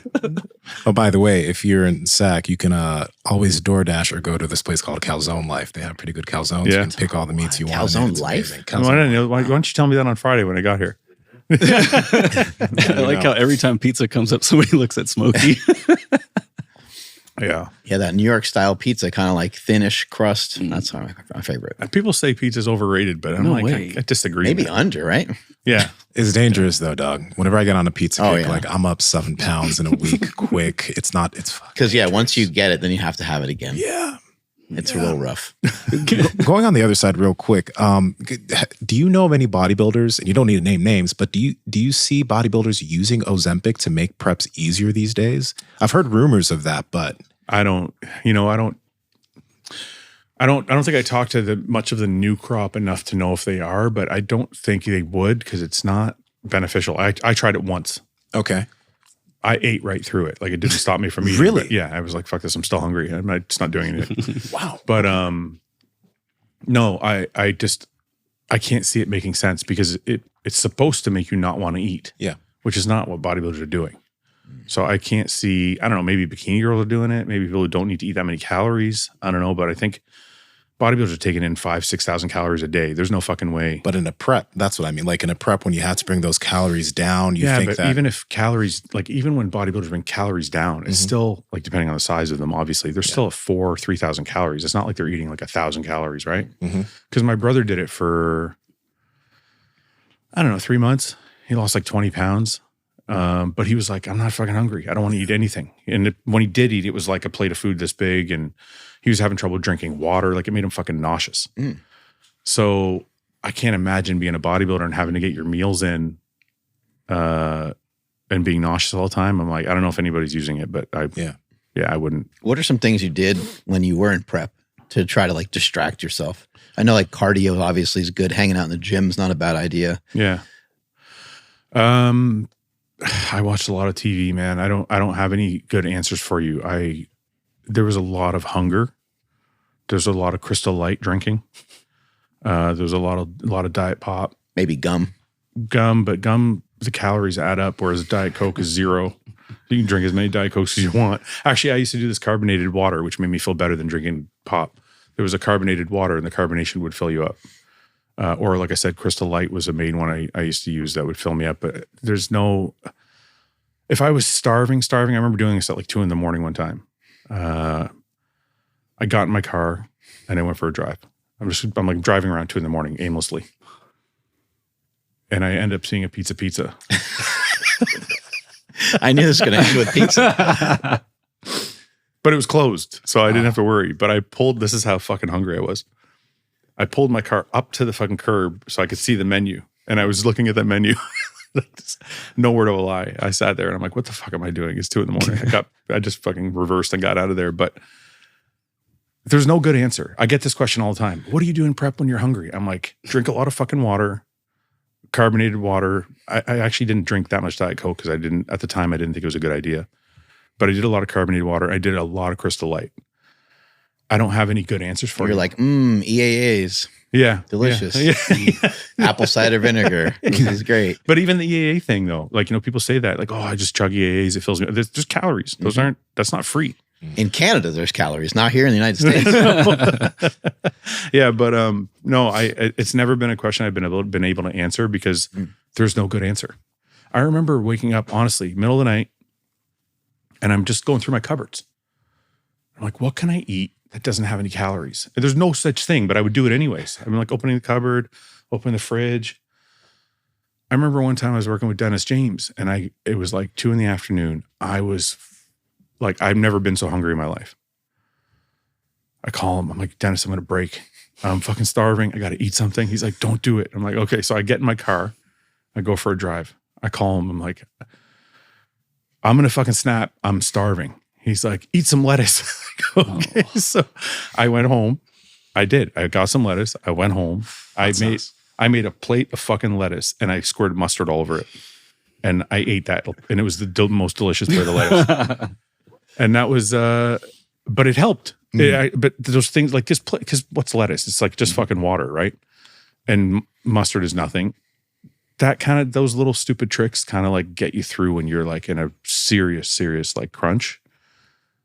But I never cheated. I would just fucking grin and bear it. Like, just, it sucks. I'm starving. Yeah. There's nothing you can do. There's no real tricks to avoid it. You're going to get hungry. You're going to suffer. If you want to get peeled and you're not genetically predisposed to it, you're going to fucking suffer. It's going to be shit. The last 4 weeks is the worst. I know you said your piece a bunch on this, and there was a lot of back and forth on the internet about your relationship with Sam Sulek, with you having him under contract, and some people were saying that you and or your company was too demanding or too controlling. Do you have anything to kind of add to some of that? I saw that a bunch of people made a bunch of different videos on that. And why did these rumors start? Why do people try to make a villain? I'll tell you why. Well, I just want to add one thing real quick. Just when I saw some of that stuff pop up, I'm like, there's contracts amongst businesses. That's how you get sponsored. When you get sponsored, you're kind of working for somebody. Right. Well, yeah. I mean, before I try and tell you what happened, let's go back and just say, when a contract is given, everybody knows what's going on. There's no trickery. Like, here's the contract. Here's what's in it. Here's your responsibilities. Here's my responsibilities. There's no like small print that nobody can see. So even if those things were true and I signed him and said, you're exclusive to my channel only, that would be in my right because he signed it. But it's not true. But if it was true, I wouldn't care. I'd be like, yeah, that's my deal. It's exclusive. But here's the truth. So I had a couple athletes signed back in the day, a couple of years ago. And I had a clause in the contract that read, you can't start your own podcast and you can't be on a weekly podcast, but you can go on other podcasts. Now, the reason I did that is because I had a weekly podcast and I'm paying these athletes to be on my podcast. So if I have a weekly podcast and then you go on another weekly podcast every week, to me, it's overexposure and nobody wants to hear you anymore on my podcast. So it wasn't a deal in the contract that they couldn't go on a podcast. It was that they couldn't start a weekly podcast. That got blown up into something different, which was Fouad doesn't let his athletes go on other podcasts, period, which is not true. Because if you look, Samson's been on a lot of podcasts. When Nick Walker was with us, he was on a couple podcasts, a bunch of different podcasts. I've never stopped anybody from being on other podcasts. So this rumor kept growing. So then Sam comes along and everybody's asking Sam to be on their podcast. And he was on mine. Yeah. Now, I'll tell you this. Sam doesn't love being on podcasts. Because even mine, he only went on a couple times. He didn't want to be on like more than that. And the one time was just because he loves Lee Priest. And I said, hey, I'll have Lee Priest on. You can meet him on the podcast. So he like wanted to do it. So now this rumor has swelled. And because Sam won't respond to anybody about their podcasts, people are like, well, it must be Fouad's fault. I'm like, I can't. I'll tell you a story. I offered him. Well, I didn't offer him. It was offered to me because he hadn't responded to the person. Somebody messaged me and said, hey, there's this really monstrous podcast that wants to have Sam on. Do you think he'll go on? I said, I don't know. I'll ask him. I call him and I say, hey, this podcast wants to have me on. Do you want to do it or not? I don't think I really want to do it. I just want to train or whatever. He just wants to keep to himself, man. He's just a kid who wants to work out. Yeah. I said, okay. So I called the guy back. I said, he didn't want to do it. So I'm presenting these offers because people are messaging me because he's not responding. So I'm almost acting like his agent in a way. Yeah. So people are contacting me and I'm just relaying the information. And so this thing starts to grow that he's not allowed. And it's like, he's totally fucking allowed. He just wants to work out, man. He doesn't want to be bothered with all this other shit. It's just this who he is, man. He loves to train. He loves to like do his own thing. He's not disrespecting anybody by not going on. He's just like, I'm not interested. And he has like 4 million subscribers. Yeah. What do you think? Well, this is sorry, before we go on, this is the other thing. The funniest part is when I see a podcast that has like 100 subscribers and they're blaming me. I'm like, dude, you have 100 fucking subscribers and 5 people watch your last podcast. This guy's got 4 million fucking followers. Why would it be my fault? So it's like, and no offense to people out there with small podcasts, but like it just, if he's got a platform that big, he also is doing the calculation in his mind. Like, is this going to benefit me or is it not? Like, I don't know. Like, I don't know how he processes. I just say, look, here's what someone said to me. Do you want to do it or not? And he'll say, I'm interested or not. That's all. There's all there is to it. Being able to handle the stresses of your day, the stress of exercise, and being able to stick to your nutrition plan takes good rest and good quality sleep the night before. And if your mouth is opening during sleep or if you're snoring, well, your sleep quality is compromised. That's why we've partnered with the best mouth tape in the game, Hostage Tape. If you have a beard, it's going to stay on. If you have a CPAP, it's going to stay on. This tape is not going to fall off your mouth like most other tapes do when you're asleep. And to enhance the way you breathe through your nose, they also have nose strips. Head over to hostagetape.com/powerproject where you can get a 3-month supply of hostage tape for only 65 cents a night.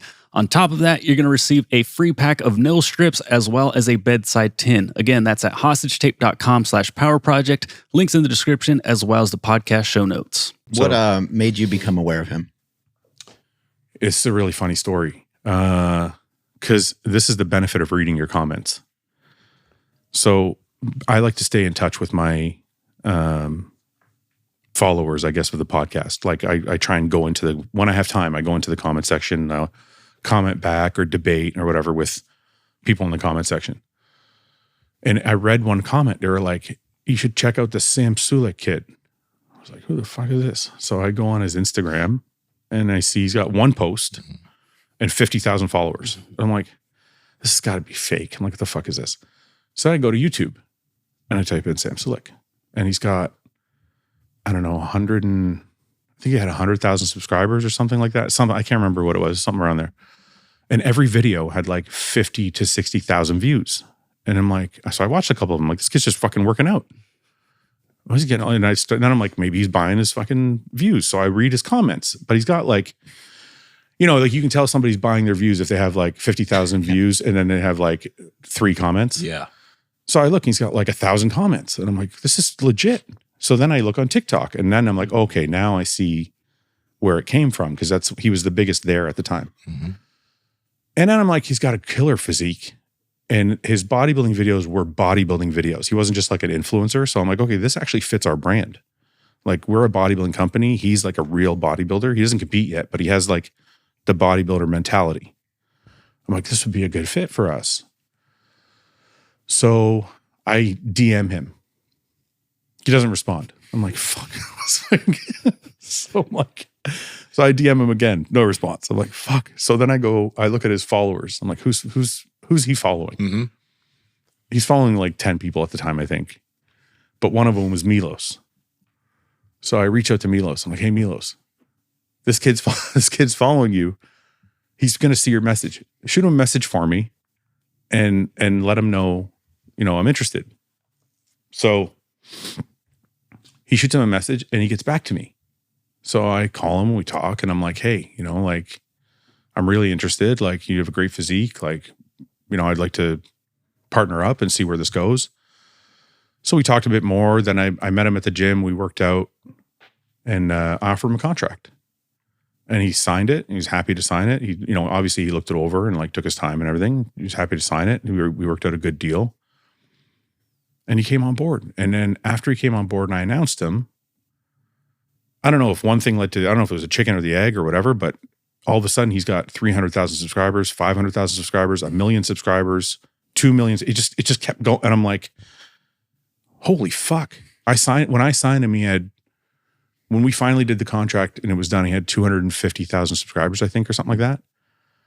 And then all of a sudden he just went like through the roof. And I'm like, this is incredible. And you've run some events with him and stuff before. Have you ever seen anything like that? A response like that for other people in this in bodybuilding or fitness? Chris Bumstead's the only one that comes to mind.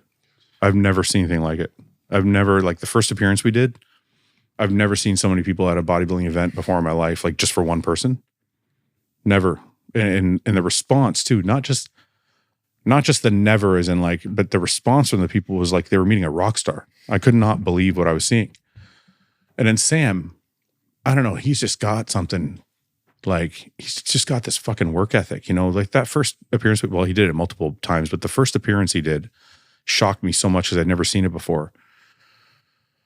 He stood there and met people for 8 fucking hours. We went 3 hours past the time we allotted.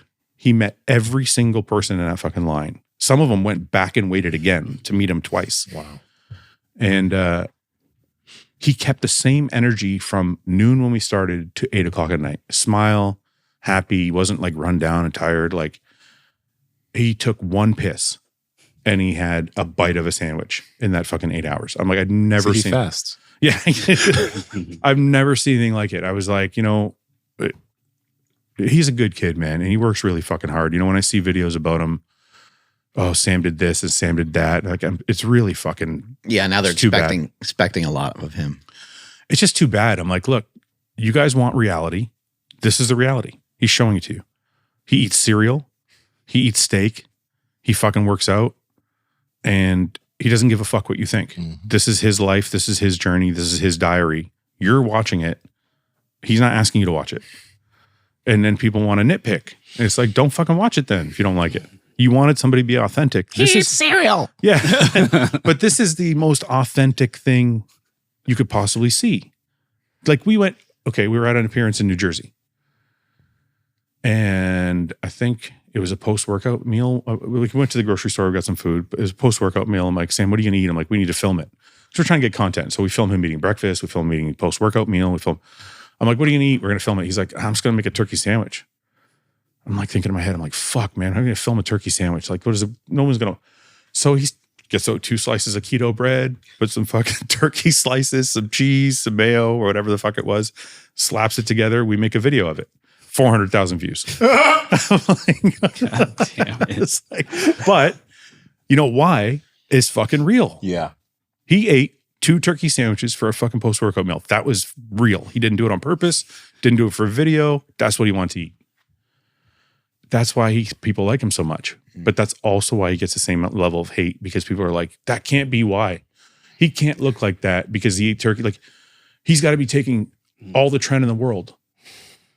And it's like people would be shocked that like he's genetically got it. Yeah. Yeah. Do you see, like, because he has a sick physique, but as he's progressing, like, I don't even know, does he have goals of being on the IFBB stage? Like, he says he wants to, I don't know what his ultimate goals are. Like, he just told me that he does want to compete, but he's, one of the things about Sam that people don't know is he's very, very patient. good. Like, he's not, that's why I was kind of like, I was really proud that we signed with us, because he's gotten a number of offers since.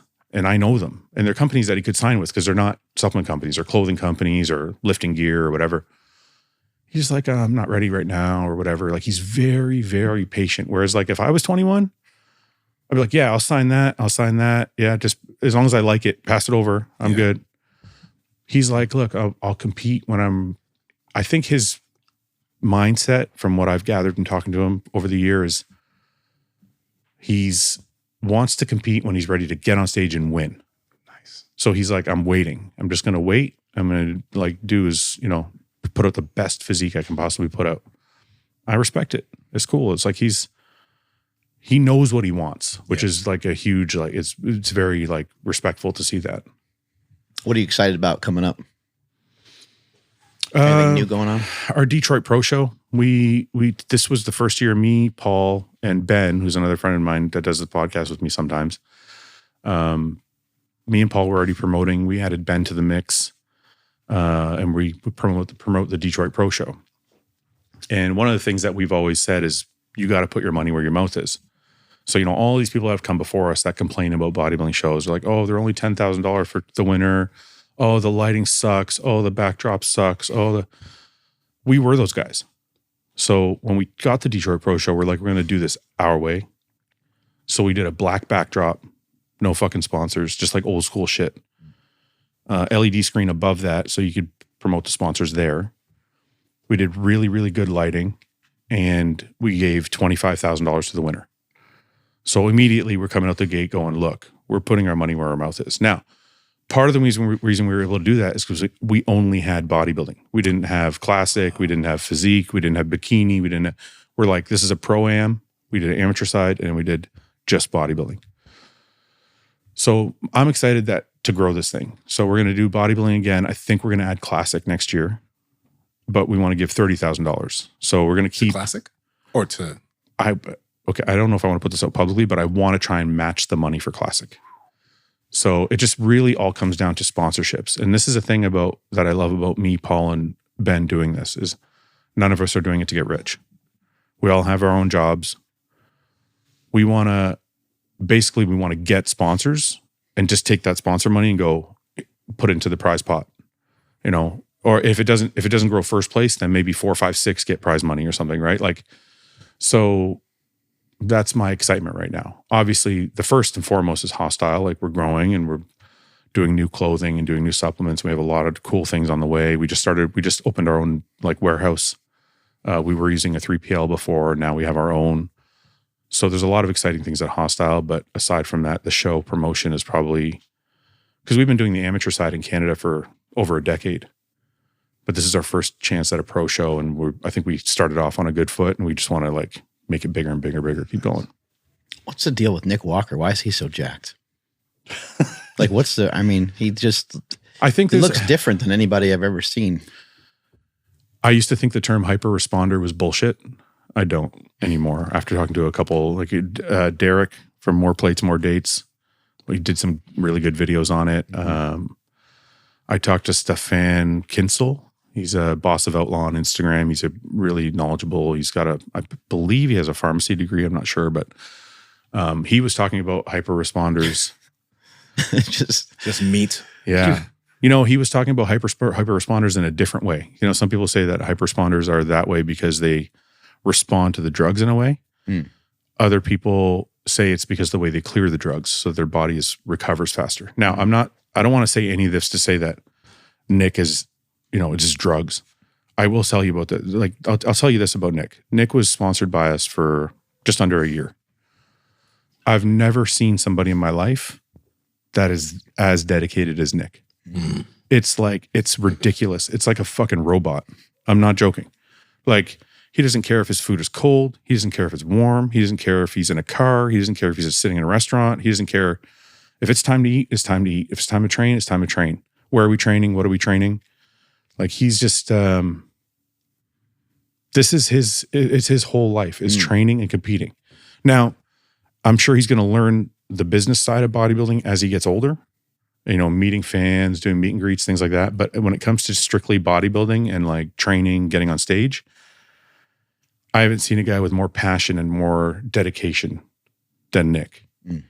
Now, the reason I said the first part was because obviously genetics matter. Yeah. Right. And Nick has the genetics for it. Like he has the ability to put on a massive amount of muscle and he trains extremely hard. So, you know, he's just got it. He's good. Some guys are just built for this, you know? I got to ask this because I'm Nigerian and I love Samson Dauda.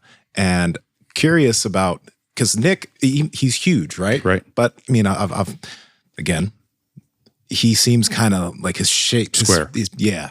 Samson, his physique is fucking He's beautiful. the aesthetic monster. Yeah, right? Yeah. Do you see him being able to win soon? I think, you know, I signed Samson to Hosstile 3 years ago when nobody knew who he was. I saw him in the top 5 at a show. I think he was 5th or 6th. And I was like, that guy's got a really, really nice shape. Yeah. So I signed him. And that's a guest posing, right? Yeah, that's at my last show, me and Paul's show in Toronto. That was like a month ago, I think. It's insane. That's him at 320 pounds. Yeah, that's like just starting his off season. That's him right now. That was like posted yesterday or the day before, I think. Yeah. He's 326 there. Jeez. Yeah, he's just a fucking monster with a pretty physique, man. It's insane. But I'll tell you what. So I signed him knowing that shape was there, but not knowing he was going to be this crazy. Like, and then he just exploded. Like muscularity just started to come on, right? He started working with Meadows. Meadows showed him how to like, well, first he started working with John. John taught him some stuff. He was working with his wife. They put on a good amount of size. Then he started working with John in a prep. Then he worked with Meadows. They put on a ton of muscle together. And now he's where he's at. Now, the thing between Samson and Nick is this. Samson's at the point now where he's developed his back enough to be able to stand with him in the back shots. Samson just has to learn to get conditioned he doesn't really have to be as conditioned as Nick because he has a better shape, but he has to be close. And to date, that's been the only thing holding him back. I think everybody in the IFBB has a general consensus that when he nails that condition, he will be Mr. Olympia. Let's go. Yeah. And I fully believe it. I fully believe he can do it. And his work ethic this year has even gone up a notch from what it was, which was already crazy. So yeah, I have no doubt in my mind Samson could win the Olympia. Jeez. Like that back shot was his worst pose 3 years ago. That's how much work he's done. Damn. Yeah. His lat almost goes out to his elbow at this point. Yeah. Yeah. So this is like, he's 37 now. This is a guy that can, you know, and he's fresh because he started late, right? Like I think he started in his late 20s. Really? Wait, or lifting early. or not lifting? Well, he played rugby. And Okay. and he didn't start bodybuilding until like his early 30s or late 20s. So I believe he could probably compete into his 40s because he's started so late. Yeah. So if he can just put it together condition-wise, he could be Mr. Olympia for years to come. Like there's not many guys that have that shape and that size at the same time. Kind of as a parting shot here, what's a couple cool things that you learned from John Meadows? You